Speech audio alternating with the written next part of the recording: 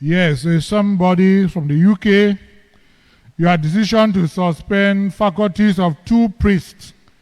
Why does it seem that there is one rule for one priest and another for another priest with regard to the issue of the Catholic University and the present priests who have been suspended? Are there some priests who are big fishes and some who are small fishes? Am I a big fish or a small one? These are all what the person, our brother has mentioned from the UK. They are realities that we are living through. And I think that they are realities that nobody is afraid to talk about them. And as the Bishop of Buea, I'm the one taking those decisions. And I don't lie on my bed and I just get up and I take a decision. No. All of us know. And I want to tell you now, and all our viewers, even our brother from London, we know very well about the case of the Catholic University Institute of Buea. That case is not finished. We are still in court. We know very well about the case of the associations. It's not finished. It has been dismissed. It went to the court, but it has been dismissed. But the case is still ongoing in Rome.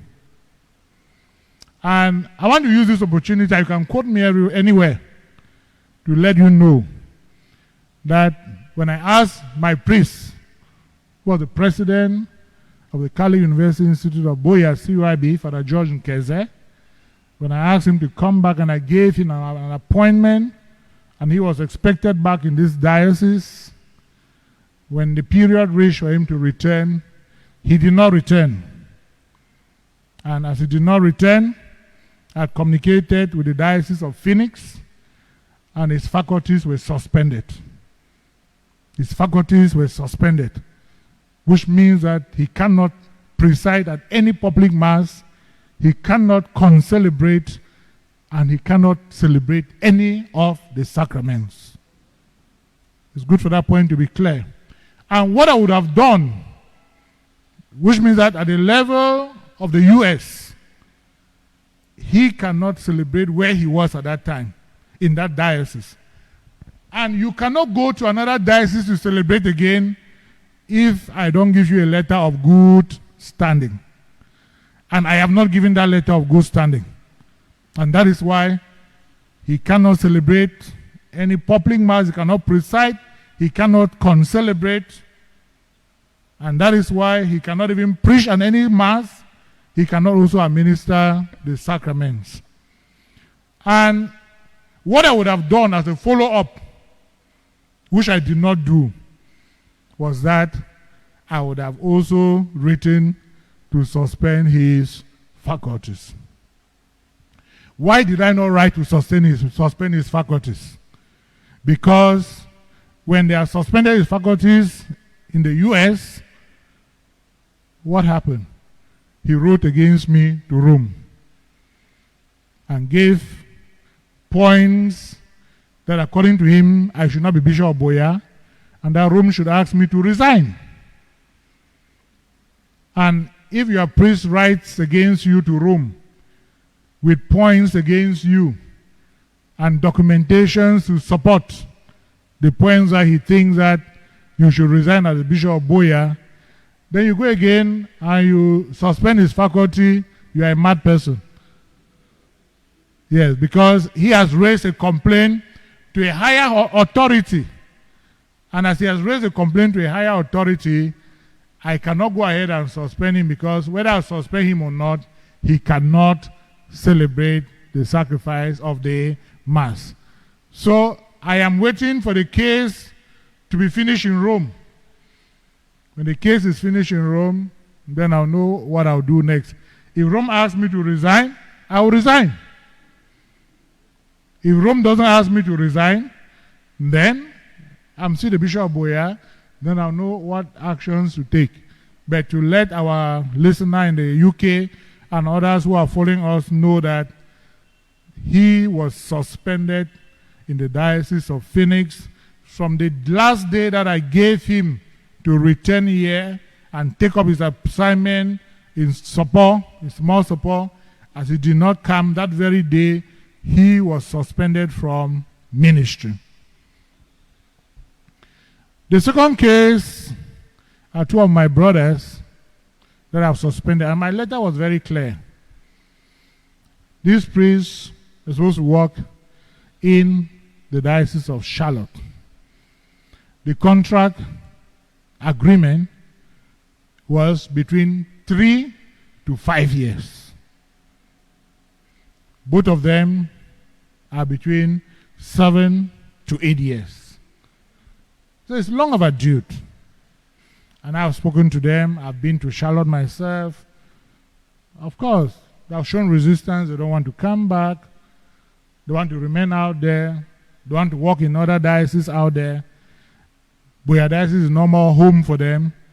They cannot work in Buea. I said, I have me no problem. Canon law says, as you are incardinated to one diocese, if you want to excardinate to another diocese, the bishop where you want to go should write to your bishop requesting that he wants to take you. And when he writes, then your bishop will accept. And if he doesn't accept, and this period of time passes, the other bishop has a right to take you. As of now, the Diocese of Charlotte, we are clear with the Bishop of Charlotte, any fide donum priest from Buea working in Charlotte can never be incardinated in the Diocese of Charlotte, because it will spoil our partner relationship. But I've told the priest, I said, if you think that you cannot work again in Buea, you went there as fide donum, come back to Buea to finish your fide donumship. Take up an appointment from me. Follow canon law and bring me the bishop that wants you. We'll work together for you to go and work in that diocese. I will never and I will not excardinate any priest from my diocese to another diocese when the priest is not based in the diocese. And that's a matter of discipline. Because you do that to one, it means that all fide donum priests now will go, and you will never have them again in the diocese. So the best thing is either we should stop sending them to America, or what should we do? And with these cases, the Bishop of Charlotte had given him a deadline that I want my priests from Charlotte to come back. Send the two priests to me. I am sending you 2 other priests to come and take their place. And the bishop wrote to them and said, from this day and this day, you have nothing to do in the Diocese of Charlotte again as fide donum. Go back and meet your bishop. I worked with the bishop, and I have already sent the 2 priests I was to send to go and take over from them. They have already gone. They just finished their retreat last week. So I'm sure they'll be appointing them any of the days ahead, depending on the bishop.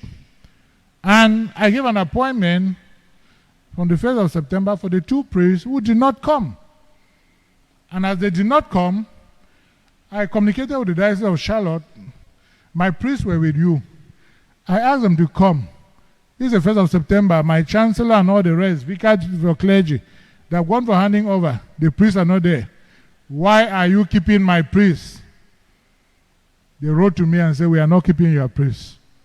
We asked them to leave.